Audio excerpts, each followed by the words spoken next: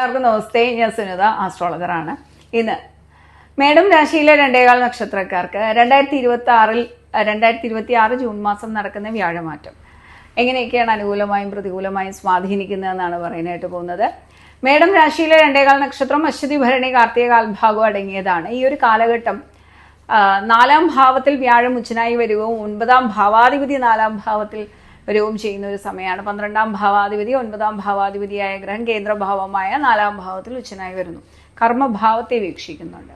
അതുകൊണ്ട് തന്നെ തൊഴിൽപരമായ പുരോഗതി ഉണ്ടാകുന്ന സമയം തന്നെയാണ്.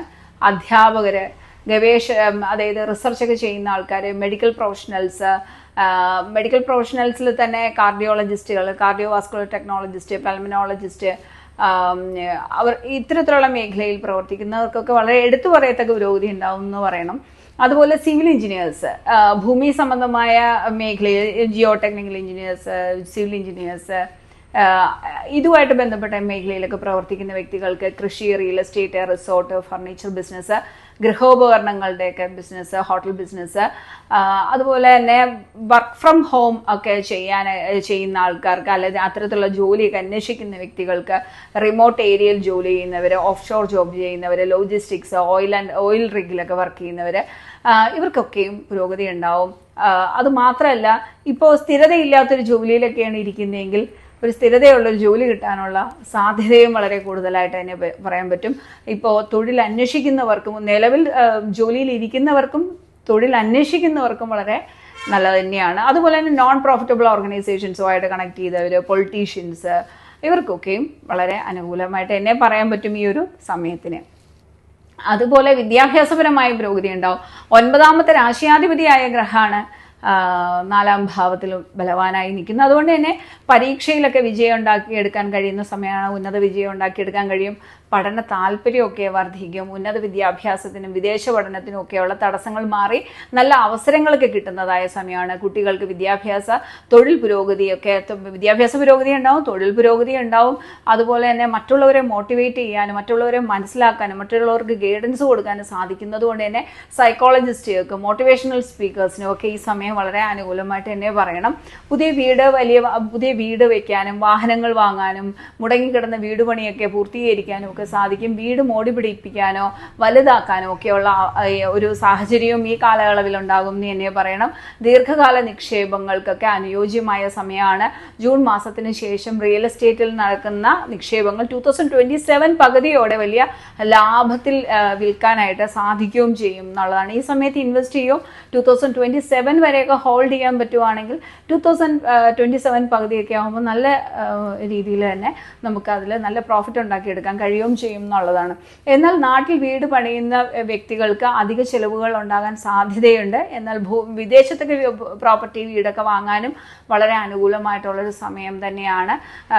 അതുപോലെ മാർക്കറ്റ് വാല്യൂ ഒക്കെ, നാട്ടിലൊക്കെ വീട് വാങ്ങുന്ന ആൾക്കാരൊക്കെ തന്നെ ഭൂമി വാങ്ങുന്ന സമയത്ത് മാർക്കറ്റ് വാല്യൂ ഒക്കെ കൃത്യമായി മനസ്സിലാക്കി ക്ഷമയോടെ തീരുമാനം എടുക്കാനും ശ്രദ്ധിക്കുക. കാരണം എന്ന് വെച്ചാൽ 12-ാം ഭാവത്തിലോട്ട് വ്യാഴവീക്ഷണമുണ്ട്. അതുകൊണ്ട് തന്നെ ചില നഷ്ടസാധ്യതകളും ഉണ്ട്. അപ്പോൾ ഇത്തരത്തിലുള്ള ഡീലുകൾ, വലിയ ട്രാൻസാക്ഷൻസ് എല്ലാം വളരെ ശ്രദ്ധയോടെ ചെയ്യേണ്ടതാണെന്നുള്ളതാണ്. പാരമ്പര്യ സ്വത്തുക്കളോ പൂർവികമായ സമ്പത്തുകളോ ഒക്കെ ലഭിക്കാനും ഷെയർ സംബന്ധമായ പ്രശ്നങ്ങളൊക്കെ പരിഹരിക്കാനും, കുടുംബ ഷെയറുമായിട്ട് ബന്ധപ്പെട്ട പ്രശ്നങ്ങളൊക്കെ പരിഹരിക്കാനും ഒക്കെ കഴിയുന്ന സമയം തന്നെയാണ്. ഇൻഷുറൻസ്, ലോൺ എന്നിവ ലഭിക്കാനുള്ള സാധ്യതയും ഈ സമയത്ത് വളരെ കൂടുതലായിട്ട് തന്നെ പറയാൻ പറ്റും. അതുപോലെ തന്നെ തൊഴിൽപരമായും പഠനത്തിനും ഒക്കെ വിദേശത്ത് പോകാനും അവിടെ സ്ഥിരതാമസമാക്കാനും ഒക്കെ വളരെ അനുകൂലമായ സമയമാണ്. PR-ന് വേണ്ടിയൊക്കെ ശ്രമിക്കുന്ന വ്യക്തികൾക്കും IELTS-ഉം OET ഒക്കെ പരീക്ഷകൾ എഴുതുന്ന വ്യക്തികൾക്കും ഈ സമയം വളരെ അനുകൂലമായ ഫലങ്ങൾ പ്രതീക്ഷിക്കാവുന്നതുമാണ്. വിദേശത്ത് വീട് വാങ്ങാനും വിദേശത്ത് വീട് വാങ്ങാനും അനുകൂലമാണ്. വിദേശത്ത് ജോലി ലഭിക്കാനും വളരെ അനുകൂലമാണ്. പുതിയ വരുമാന മാർഗങ്ങളൊക്കെ ഉണ്ടാക്കിയെടുക്കാനും കഴിയുന്നതായ സമയം തന്നെയാണ്. 4-ാം ഭാവം മാതൃഭാവമായതുകൊണ്ട് തന്നെ അമ്മയുടെ അനുഗ്രഹം കൊണ്ടും പ്രാർത്ഥന കൊണ്ടും ഈ കാലഘട്ടത്തിൽ വലിയ ഭാഗ്യാനുഭവങ്ങളൊക്കെ ഉണ്ടാവുകയും ചെയ്യും എന്നുള്ളതാണ്. അമ്മയ്ക്ക് തൊഴിൽപരമായ പുരോഗതിയൊക്കെ ഉണ്ടാകുന്ന സമയമാണ്. അമ്മയുടെ ആരോഗ്യപരമായും മെച്ചപ്പെടുന്ന സമയമാണ്. അമ്മയുടെ കുടുംബം, ഭൂമി, വാഹനം എന്നിവയിൽ ഗുണകരമായ മാറ്റങ്ങൾ പ്രതീക്ഷിക്കാവുന്ന സമയം കൂടിയാണ്. ഗൃഹാന്തരീക്ഷം, വളരെ സമാധാനമുള്ളൊരു ഗൃഹാന്തരീക്ഷം ഈ സമയത്ത് ഉണ്ടാവുകയും ചെയ്യും. കുടുംബാംഗങ്ങളുമായിട്ടും ഒരു പിന്നെ വളരെ സ്ട്രോങ് ആയിട്ടുള്ളൊരു ബോണ്ടിങ് നമുക്ക് ഉണ്ടാക്കിയെടുക്കാൻ കഴിയും ഈ സമയത്ത്. അതുപോലെ തന്നെ വീട്ടിൽ മംഗളകർമ്മങ്ങളൊക്കെ നടക്കാനുള്ള യോഗമുണ്ട്. ദീർഘനാളായി നിലനിന്നിരുന്ന തെറ്റിദ്ധാരണകളും വസ്തുതർക്കങ്ങളും ഒക്കെ മാറ്റിയെടുക്കാൻ ഈ ഒരു സമയത്ത് കഴിയും.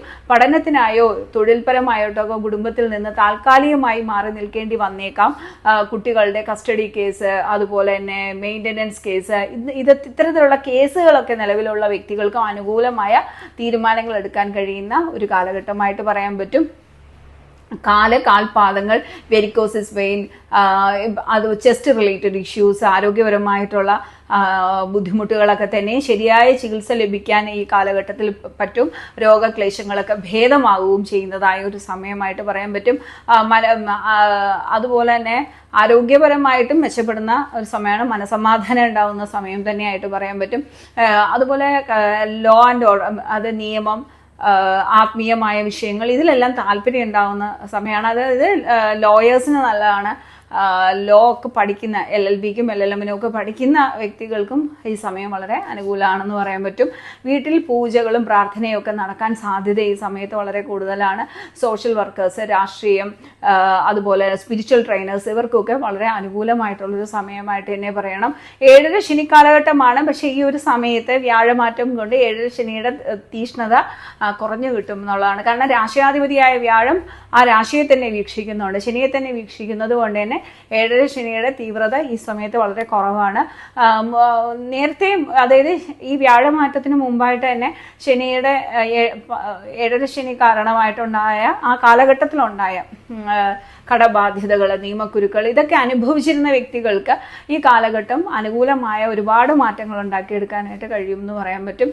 വ്യാഴമാറ്റം കൊണ്ട് പെട്ടെന്ന് അതിഗംഭീരമായ മാറ്റങ്ങളൊക്കെ നമ്മൾ പ്രതീക്ഷിക്കുക. അങ്ങനെ വലിയ ഗംഭീരമായ മാറ്റം ഉണ്ടാവും. വ്യാഴം മാറിയ ഉടനെ വളരെ ഗംഭീരമായ മാറ്റങ്ങൾ ഉണ്ടാവും എന്ന് അങ്ങനെയല്ല പറയുന്നത്. പക്ഷെ നമ്മൾ വിചാരിച്ചു കഴിഞ്ഞാൽ ഈ ഒരു സമയത്ത് വളരെ പോസിറ്റീവായിട്ടുള്ള ചേഞ്ചസും നമുക്ക് ഉണ്ടാക്കിയെടുക്കാൻ കഴിയും എന്നുള്ളതാണ്. അത് സാഹചര്യങ്ങൾ അനുകൂലമായിട്ട് വരും എന്നുള്ളതാണ്. ചില കാര്യങ്ങൾ വളരെ വ്യക്തമായിട്ടുള്ള പോസിറ്റീവായിട്ടുള്ള മാറ്റങ്ങൾ നമുക്ക് സംഭവിക്കാനുള്ള സാധ്യത അവിടെ വളരെ കൂടുതലാണ്. അതിനെ മാക്സിമം യൂട്ടിലൈസ് ചെയ്യുക. അമിത ആത്മവിശ്വാസം കാരണം ഒരു പരിധിക്കപ്പുറമുള്ള ഉത്തരവാദിത്തങ്ങൾ ഏറ്റെടുക്കുന്നത് ഒഴിവാക്കുകയും വേണം. എന്നാൽ അമിത ആത്മവിശ്വാസവും അപകടമാണ് ഈ ഒരു സമയത്ത്. നമ്മൾ അലസതയൊന്നും ഉണ്ടാവരുത്. കഠിനാധ്വാനം ഉണ്ടെങ്കിൽ, അതായത് നമ്മൾ കൺസിസ്റ്റൻ്റ് ആയിട്ട് ഒരു കാര്യം ചെയ്യാനായിട്ടുള്ളൊരു മനസ്സുണ്ടെങ്കിൽ, കഠിനാധ്വാനം ചെയ്യാനായിട്ടുള്ളൊരു മനസ്സുണ്ടെങ്കിൽ ഏത് വെല്ലുവിളികളെയും ധൈര്യത്തോടെ നേരിടാനും വളരെ പ്രോഗ്രസ് നമുക്ക് ഉണ്ടാക്കിയെടുക്കാനും കഴിയുന്നതായ ഒരു സമയമായിട്ട് തന്നെ പറയണം എന്നുള്ളതാണ്. അപ്പോൾ ഇതൊക്കെയാണ് മേടം രാശിയിലെ 2 നക്ഷത്രക്കാരുടെ വ്യാഴമാറ്റം കൊണ്ട് നമുക്ക് ചിന്തിക്കാൻ കഴിയുന്നു കുറച്ച് ഫലം. ഈ ഒരു വീഡിയോ എല്ലാവർക്കും ഇഷ്ടമായിട്ടുണ്ടെങ്കിൽ ലൈക്ക് ചെയ്യുക, ഷെയർ ചെയ്യുക, കമൻറ്റ് ചെയ്യുക കേട്ടോ. ഇനിയും കാണാം. ബൈ.